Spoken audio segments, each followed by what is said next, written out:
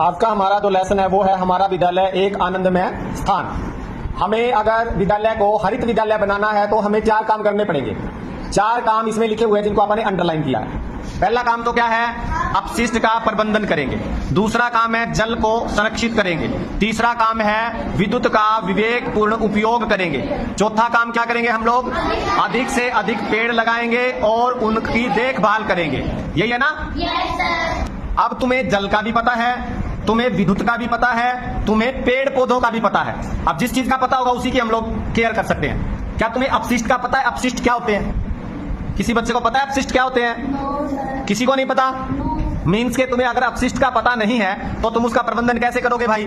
आपा किसी चीज का प्रबंधन तभी कर सकते हैं ना जब अपने को उसका पता होगा भाई ये अपशिष्ट है, तभी हम उसका प्रबंधन करेंगे।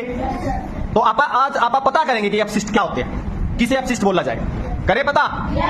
करे पता? इसको वेस्टेज बोलते हैं, वेस्टेज, वेस्ट मटेरियल, अपशिष्ट पदार्थ। ठीक है, चलो आज पता करते हैं आप अपशिष्ट क्या होते हैं। करे पता? वो देखो आंटी डस्टबिन लेके आई है ना, उस डस्टबिन में क्या है? उस डस्टबिन में क्या है?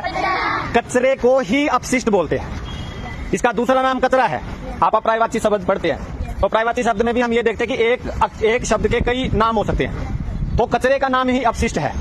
अब ये आपके पीछे भी ध्यान से देखोगे तो ये डस्टबिन है, ये डस्टबिन है। फिर ये अलग अलग कलर के डस्टबिन है, कोई ग्रीन है, कोई ब्लू है और एक रेड कलर का होता है। फिर उसी हिसाब से हम अलग अलग कचरे को अलग अलग डिब्बे में डालते हैं। अलग अलग कचरे को अलग अलग डिब्बे में डाला जाता है। तो ये अपशिष्टों का प्रबंधन करते हैं। अब सारा दिन तुम्हारी क्लास में कचरा बिखरा रहेगा तो क्या अच्छा लगेगा क्या? तो हम उसका प्रबंधन करेंगे, उसके लिए एक जगह बनाएंगे, वहां पर उसको रखेंगे या डालेंगे।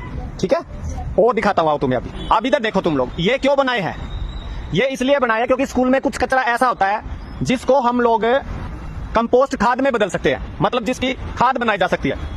जैसे ध्यान से देखोगे तो इसमें सूखे पत्ते पड़े हुए हैं, कटी हुई घास है। जैसे जब आप स्कूल की सफाई करेंगे, जैसे ये सफाई कर रखी है आप स्कूल की, तो जब आप स्कूल की सफाई करते हैं तो कटी हुई घास है या पेड़ों से जो पत्ते गिरते हैं उनको हम कचरे के डिब्बे में नहीं डालते, उनको हम इन बॉक्सेस में डाल देते हैं। थोड़े दिनों में देखोगे तो ये गल सड़ जाएंगे, ये गल सड़ जाएंगे। ध्यान से देखोगे तो सड़ सड़ के इनकी क्या बन जाएगी? कंपोस्ट खाद बन जाएगी। क्या बन जाएगी? कंपोस्ट खाद बन जाएगी। तो हर एक कचरे का अलग अलग तरीके से हम प्रबंधन करते हैं। फिर उस कंपोस्ट खाद का हम प्रयोग क्या करेंगे वो भी दिखाता हूं तुम्हें। ये जब आप अंदर की तरफ गए थे तो ये हर्बल पार्क का, हर्बल गार्डन का एक बैनर लगा हुआ है, बोर्ड लगा हुआ है, इसको देखोगे तो तुम। और वो लास्ट में देखोगे तुम लोग, बिल्कुल लास्ट में उस पे लिखा हुआ है किचन गार्डन। क्या लिखा हुआ है? तो हम अपने स्कूल में कुछ सब्जियां उगाते हैं। क्या उगाते हैं? तो जो वो कंपोस्ट खाद बनती है, जो अपशिष्ट पदार्थों से क्या बनेगी?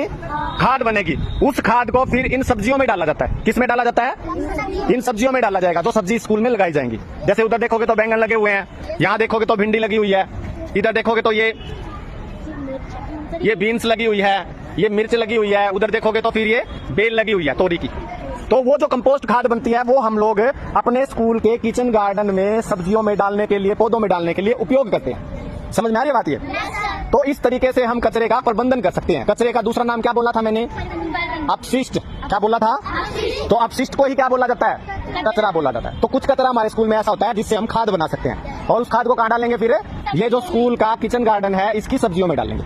ठीक है, तो ये जैविक खाद होती है, इसमें जहर नहीं होता, ये जैविक खाद होती है। इससे जो सब्जियां पैदा होती है वो सारी की सारी जैविक सब्जियां होती हैं, वो हमारे शरीर को नुकसान है। फिर तुम्हारा जो मिड डे मील बनता है, जहाँ खाना, ये सब्जियां तोड़ के वहां पहुंचा देते हैं, वहां से तुम्हारे लिए स्वाद खाना बन के स्कूल में आता है, जिसे तुम रिसेस के टाइम में खाते हो। इतना समझ में आ गया?